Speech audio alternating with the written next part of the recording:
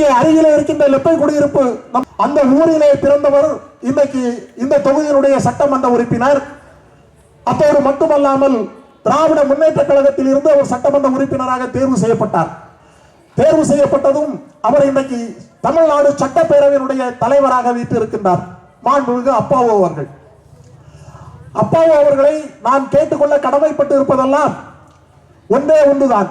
எதற்கெடுத்தாலும் இப்பொழுது சமீப காலங்களாக அவர்கள் பத்திரிகை நண்பர்களை பார்க்கின்ற பொழுது அங்கே பத்திரிகை செய்தியை கொடுக்கின்றார். எப்படி கொடுக்கிறார் என்று சொன்னால், அவர் திராவிட முன்னேற்ற கழகத்தினுடைய கொள்கை பரப்பு செயலாளராக பத்திரிகை செய்திகளை கொடுத்துக் கொண்டிருக்கின்றார். இது வன்மையாக கண்டிக்கத்தக்கது.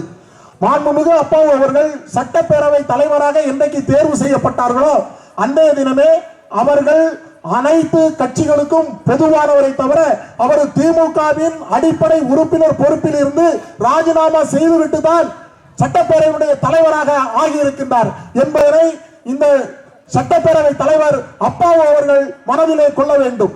அவர் ஒரு திமுகவினுடைய உறுப்பினர் போல எல்லா இடமும் பத்திரிகைகளை செய்திகளை சொல்லிக் கொண்டிருக்கின்றார். பத்திரிகை நிருபர்களை பார்த்தவுடன் இன்றைய தினம் கூட ஒரு செய்தியை சொல்லி இருக்கின்றார்.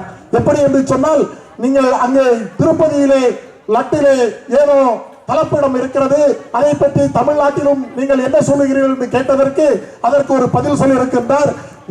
முட்டை தலக்கும் முழங்காலுக்கும் முடிச்சு போடாதீர்கள், இங்கே அதுபோல நடக்காது என்று சொல்லுகின்றார். திராவிட முன்னேற்ற கழகத்தினுடைய கட்சியில் இருக்கின்ற உறுப்பினர்கள் அதனுடைய நிர்வாகிகள் பேச வேண்டிய பேச்சுக்களை எல்லாம் இன்றைக்கு அப்பாவு அவர்கள் செய்து கொண்டிருக்கின்றார்.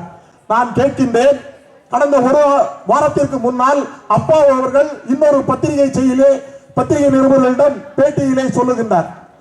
அன்றைய தினம் தமிழ்நாடு முதலமைச்சர் முத்துவேல் கருணாநிதி ஸ்டாலின் அவர்கள் முதலீட்டை ஈர்ப்பதற்காக வெளிநாடுக்கு சென்று கொண்டிருக்கிறார். அந்த நேரத்தில் ஒரு பேட்டி கொடுக்கின்றார்.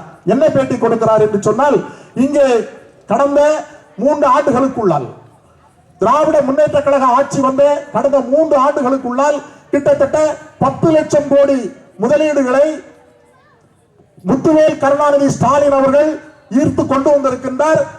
அதன் மூலம் கிட்டத்தட்ட 10 லட்சம் பேருக்கு வேலை வாய்ப்புகள் கிடைத்திருக்கிறது என்று ஒரு திராவிட முன்னேற்ற கழகத்தினுடைய உறுப்பினர் நிர்வாகி பேசுவது போல ஒரு பேட்டியை கொடுத்திருக்கின்றார்.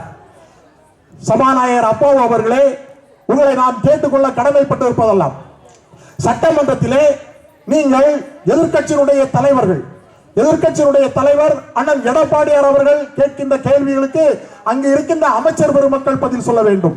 ஆனால் நீங்கள் அமைச்சர் போல அங்கே இருந்து கொண்டு அமைச்சர்களை பதில் சொல்ல விடாமல் நீங்களே பதிலை கொடுக்கின்றீர்கள். சட்டமன்றத்திலே எதிர்க்கட்சியை பேசுவதற்கு நீங்கள் முறையான அனுமதியை வழங்குவதில்லை. நீங்கள் 10 லட்சம் பேருக்கு வேலை கொடுத்திருக்கின்றார் இந்த திராவிட முன்னேற்ற கழக அரசு. மாவட்ட ஆட்சித்தலைவரிடம் ஒரு மனுவை கொடுத்து ராதாபுரம் கால்வாயில் தண்ணீரை திறக்க வேண்டும் என்று கொடுத்துவிட்டு நாங்கள் வந்திருக்கின்றோம். அதற்கு பின்னால் 10 நாட்கள் கழித்து ஒரு பேட்டியிலே சபாநாயகர் அவர்களிடம் பத்திரிகையாளர்கள் கேட்கின்றார்கள்.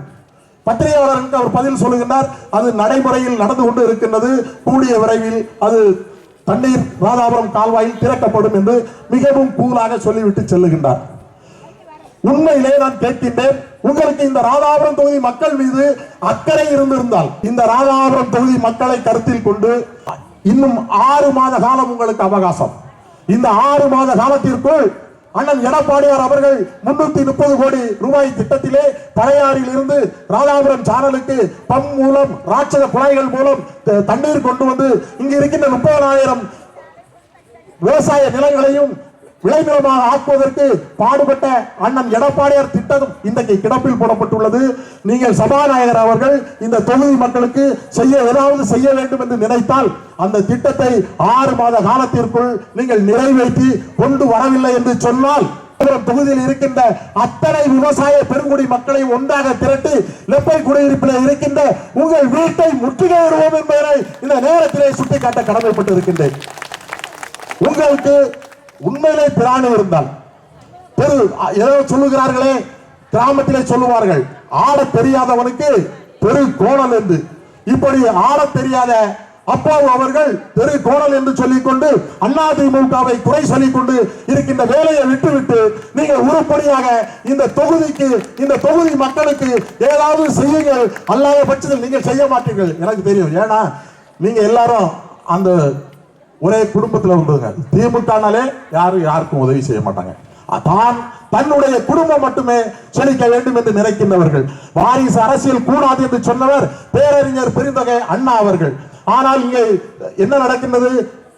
மறைந்த கருணாநிதி அவர்கள், அவருடைய மகன் மு.க. ஸ்டாலின், அவருடைய மகன் உதயநிதி ஸ்டாலின், அதோடு மட்டுமல்ல தயாநிதி மாறன், கலாநிதி மாறன், அதோடு கனிமொழி, இப்படி அவர்கள் குடும்பம் கூட்டு சேர்ந்து கொள்ளையடிக்க வேண்டும் என்று நினைத்துக் கொண்டிருக்கிறார்கள்.